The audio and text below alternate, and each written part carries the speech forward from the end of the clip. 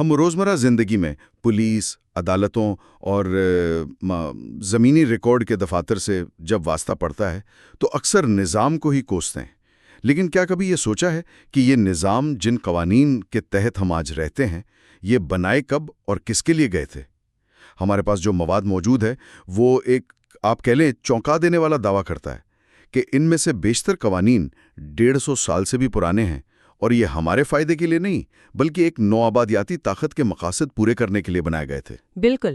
آج ہم انہی ذرائع کی گہرائی میں اتریں گے جو برطانوی راج سے پہلے اور بعد کے نظاموں کا ایک تقابلی جائزہ پیش کرتے ہیں۔ ہم دیکھیں گے کہ انگریزوں کی آمد سے پہلے برِ صغیر میں پولیس، عدالت اور زمین کا نظام کیسا تھا، اور پھر انگریزوں نے اسے اپنے مقاصد کے لیے کس طرح مکمل طور پر تبدیل کر دیا۔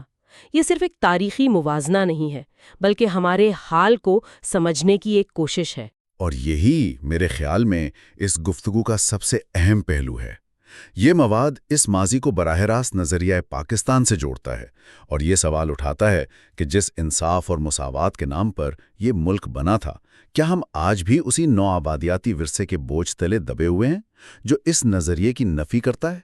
آئیے اس پیچیدہ لیکن بہت اہم موضوع کی تہیں کھولتے ہیں۔ اچھا، تو شروعات کرتے ہیں پولیس سے۔ ایک عام تاثر تو یہی ہے کہ انگریزوں نے آ کر یہاں قانون کی حکمرانی قائم کی، اس سے پہلے شاید یہاں جنگل کا قانون تھا، لیکن ہمارے پاس موجود مواد اس نظریے کو آپ کہہ لیں یکسر مسترد کرتا ہے۔ وہ مغل دور کے ایک بہت منظم نظام کی بات کرتا ہے۔ جی، اور یہ نظام حیران کن حد تک جامع تھا۔ ان دستاویزات کا مرکزی نقطہ یہ ہے کہ مغل نظام کا محور کوتوال کا عہدہ تھا۔ یہ صرف ایک پولیس چیف نہیں تھا بلکہ ایک طرح سے پورے شہر کا منتظم تھا۔ 1902 کی پولیس کمیشن رپورٹ جو خود انگریزوں نے مرتب کی تھی، اس کے فرائض کی ایک بہت لمبی فہرست دیتی ہے۔ وہ شہر کے ہر گھر اور مکین کا ریکارڈ رکھتا تھا، جاسوسوں کا ایک نیٹ ورک چلاتا تھا، اور سب سے اہم بات، محلے کی سطح پر کمیونٹی سیکیورٹی کا نظام چلاتا تھا، جہاں ہر شخص اپنے پڑوسی کی حفاظت کا بھی ذمہ دار تھا۔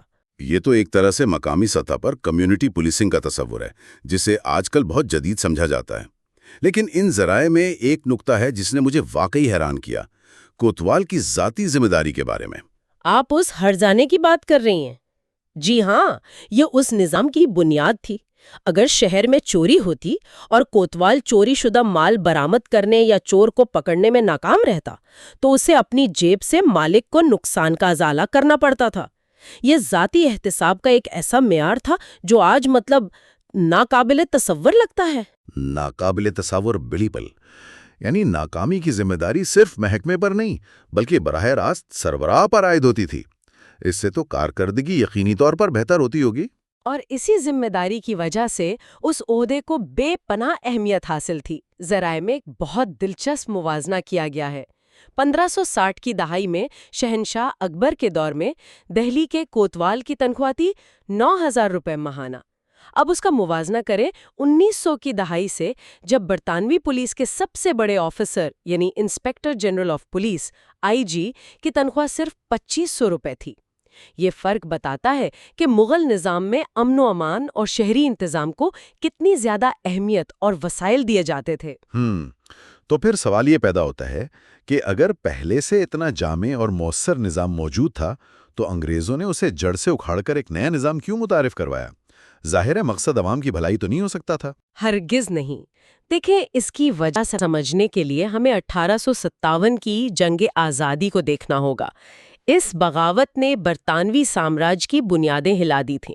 اس کے فوراً بعد 1861 میں جو پولیس ایکٹ لایا گیا، اس کا مقصد عوامی خدمت نہیں بلکہ عوام کو کنٹرول کرنا تھا۔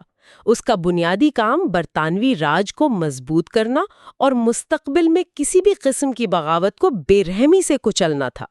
مواد میں واضح طور پر لکھا ہے کہ یہ قانون محکوم رعایا پر حکومت کرنے کے لیے بنایا گیا تھا، آزاد شہریوں کی حفاظت کے لیے نہیں۔ یعنی پولیس کا کردار ہی بدل دیا گیا، اسے عوام کا محافظ نہیں بلکہ ریاست کا محافظ بنا دیا گیا۔ لیکن کیا ذرائع یہ بتاتے ہیں کہ انگریزوں کے پاس اس قسم کی پولیس کا کوئی تجربہ پہلے سے موجود تھا؟ کیا انہوں نے یہ ماڈل وہیں برطانیہ میں بنایا تھا؟ یہ ایک بہت اہم نقطہ ہے اور یہاں سے اس نظام کی پوری نفسیات سمجھ آتی ہے۔ یہ ماڈل برطانیہ سے نہیں لیا گیا تھا، اسے بدنام زمانہ رائل آئرش کانسٹیبلری کی طرز پر بنایا گیا تھا۔ یہ ایک نیم فوجی دستہ تھا جسے آئرلینڈ میں برطانیہ کے خلاف آزادی کی تحریک کو کچلنے کے لیے قائم کیا گیا تھا۔ یہ اپنی بربریت، تشدد اور مقامی آبادی پر زبر کے لیے مشہور تھی، یہاں تک کہ اسے ٹھگوں کا گروہ یعنی گینگ آف تھگز بھی کہا جاتا تھا۔ یہ تو ہوشربا انکشاف ہے، یعنی انہوں نے ایک محکوم قوم کو دبانے کے لیے جو ماڈل کامیابی سے آزمایا تھا وہی ماڈل ہندوستان میں درآمد کر لیا۔ بالکل، مقصد یہی تھا کہ ہندوستان کے لوگوں میں اتنا خوف اور دہشت پیدا کر دی جائے کہ وہ دوبارہ آزادی کا نام لینے کی ہمت نہ کریں۔ اس کو پولیس کو مقامی لوگوں سے الگ تھلگ رکھا گیا، انہیں خصوصی اختیارات دیے گئے اور ان کا بنیادی کام معلومات اکٹھا کرنا اور مزاحمت کو کچلنا تھا۔ ان ذرائع کا بنیادی سوال یہی ہے کہ جس پولیس کی بنیاد ہی جبر، کنٹرول اور عوام پر عدم اعتماد پر رکھی گئی ہو، اس سے آزادی کے بعد عوامی خدمت اور دوستی کی توقع کیسے کی جا سکتی ہے؟ تو یہ واضح ہے کہ پولیس کا مقصد عوام کی حفاظت سے ہٹ کر ریاست کا کنٹرول بن گیا۔ لیکن کیا یہ کنٹرول صرف ڈنڈے کے زور پر تھا یا اس کے لیے معاشرے کے دوسرے ستونوں کو بھی تبدیل کیا گیا، جیسے کہ عدالتوں اور زمین کی ملکیت کے نظام کو؟ ایک نظام کو مکمل طور پر بدلنے کے لیے صرف طاقت کا استعمال کافی نہیں ہوتا، آپ کو انصاف اور معیشت کی بنیادوں کو بھی تبدیل کرنا پڑتا ہے۔ انگریزوں نے یہی کیا۔ مغلوں کا عدالتی نظام اسلامی فقہ پر مبنی تھا اور فیصلے قاضی کرتے تھے۔ یہ نظام صرف قانون پر نہیں بلکہ مقامی روایات، اخلاقیات اور فریقین کے درمیان صلح اور تصفیہ پر بہت زور دیتا تھا۔ اس کا مقصد سزا دینا کم اور معاشرتی توازن بحال کرنا زیادہ ہوتا تھا۔ اور انگریزوں نے اس نظام کو کیسے بدلا؟ انہوں نے اپنے سول اور کرمنل کوڈ نافذ کر دیے جو ایک بالکل مختلف فلسفے پر مبنی تھے۔ یہ ایک غیر ذاتی ضابطے کی کارروائی پر مبنی نظام تھا جس میں ثبوت اور طریقہ کار سب سے اہم تھے، لیکن سب سے بڑی اور دور رس تبدیلی جس نے عام آدمی کو انصاف کے نظام سے ہمیشہ کے لیے کاٹ دیا وہ تھی 1847 میں عدالتی زبان کی تبدیلی۔ فارسی کی جگہ انگریزی کا نفاذ؟ جی، فارسی اس وقت پورے برصغیر میں سرکاری اور علمی زبان تھی جسے تعلیم یافتہ طبقہ اور بیوروکریسی آسانی سے سمجھتی تھی۔ اسے ہٹا کر انگریزی کو مسلط کر دیا گیا۔ اس ایک قدم نے عام آدمی کو جو اپنی عرضی لے کر عدالت آتا تھا، ایک اجنبی اور ناقابل فہم نظام کے سامنے لا کھڑا کیا۔ وہ اپنی بات جج کو سمجھانے سے قاصر ہو گیا اور انصاف تک رسائی کے لیے وکیلوں اور مترجموں کے ایک نئے طبقے کا محتاج ہو گیا۔ انصاف ایک عوامی حق کی بجائے ایک مہنگی اور پیچیدہ شے بن گیا۔ اور اس کا اثر آج تک محسوس کیا جا سکتا ہے۔ اچھا، قانون اور عدالتوں پر کنٹرول کے بعد سب سے اہم چیز بچتی ہے زمین، جو اس وقت معیشت کی بنیاد تھی۔ اس محاذ پر کیا تبدیلیاں لائی گئیں؟ زمین پر کنٹرول دراصل ایسٹ انڈیا کمپنی کا بنیادی مقصد تھا۔ انہوں نے یہاں نجی ملکیت کا مغربی تصور متعارف کروایا اور 1793 میں پرماننٹ سیٹلمنٹ ایکٹ نافذ کیا۔ کہنے کو تو اس کا مقصد زمین کا ریکارڈ مرتب کرنا تھا، لیکن اصل مقصد تھا زیادہ سے زیادہ اور مستقل لگان وصول کرنا۔ اور اس کے اعداد و شمار جو ذرائع میں دیے گئے ہیں وہ واقعی چونکا دینے والے ہیں۔ جی، بنگال کی مثال سب سے واضح ہے۔ ایسٹ انڈیا کمپنی کے کنٹرول سنبھالنے کے بعد صرف 10 سال کے عرصے میں زمینی ٹیکس میں 3 گنا سے بھی زیادہ اضافہ ہوا۔ 1764 میں یہ 8,17,000 پاؤنڈ تھا، جو 1775 تک 28 لاکھ پاؤنڈ سے بھی تجاوز کر چکا تھا۔ اس کو یوں سمجھیں کہ اگر آج حکومت اعلان کرے کہ آپ کا انکم ٹیکس اگلے 10 سال میں 300% بڑھا دیا جائے تو عام آدمی کا کیا حال ہوگا؟ معیشت تباہ ہو جائے گی، اور وہاں تو لوگوں کا سارا دار و مدار ہی زراعت پر تھا۔ اس کا نتیجہ کیا نکلا؟ اس کا نتیجہ ایک انسانی المیے کی صورت میں نکلا۔ 1770 میں بنگال میں تاریخ کا خوفناک ترین قحط پڑا، جس میں 1 کروڑ لوگ، یعنی اس وقت کی آبادی کا تقریباً 1/3 حصہ، بھوک سے مر گیا۔ لیکن اس دوران بھی انگریزوں نے ٹیکس وصولی میں کوئی نرمی نہیں کی، بلکہ مزید سختی برتی۔ اس کے علاوہ انہوں نے کسانوں کو غذائی اجناس جیسے چاول اور گندم کی بجائے نقد فصلوں، خاص طور پر نیل اور افیون اگانے پر مجبور کیا، کیونکہ اس سے کمپنی کو زیادہ منافع ہوتا تھا۔ اس سے خوراک کی قلت مزید بڑھ گئی۔ یہ تو ایک باقاعدہ استحصالی نظام کی تصویر ہے، یعنی لوگوں کی جانوں پر تجارتی منافع کو ترجیح دی گئی۔ بالکل، اور اس استحصال کو قانونی شکل دینے کے لیے زمینداروں کو کھلی چھوٹ دے دی گئی کہ اگر کوئی کسان لگان ادا نہ کر سکے تو وہ بغیر کسی عدالتی کارروائی کے اس کی فصلیں، مویشی اور یہاں تک کہ ذاتی جائیداد بھی ضبط کر سکتے ہیں۔ اس نے کسان کو مکمل طور پر بے بس کر دیا۔ ان ذرائع میں ایک اور قانون کا خاص طور پر ذکر ہے جو اس نو آبادیاتی ورثے کی ایک زندہ مثال کے طور پر پیش کیا گیا ہے، 1894 کا لینڈ ایکوزیشن ایکٹ۔ یہ آج بھی اتنا اہم کیوں ہے؟ کیونکہ یہ قانون آج بھی پاکستان اور بھارت میں تقریباً اسی شکل میں موجود ہے اور لاکھوں لوگوں کی زندگیوں پر اثر انداز ہو رہا ہے۔ یہ قانون حکومت کو عوامی مفاد یا کسی کمپنی کے منصوبے کے لیے کسی بھی شہری کی نجی زمین حاصل کرنے کا لامحدود اختیار دیتا تھا۔ مسئلہ عوامی مفاد کی تعریف میں ہے نا؟ بالکل، عوامی مفاد کی تعریف اتنی مبہم اور وسیع رکھی گئی کہ اس کا کوئی بھی مطلب نکالا جا سکتا تھا۔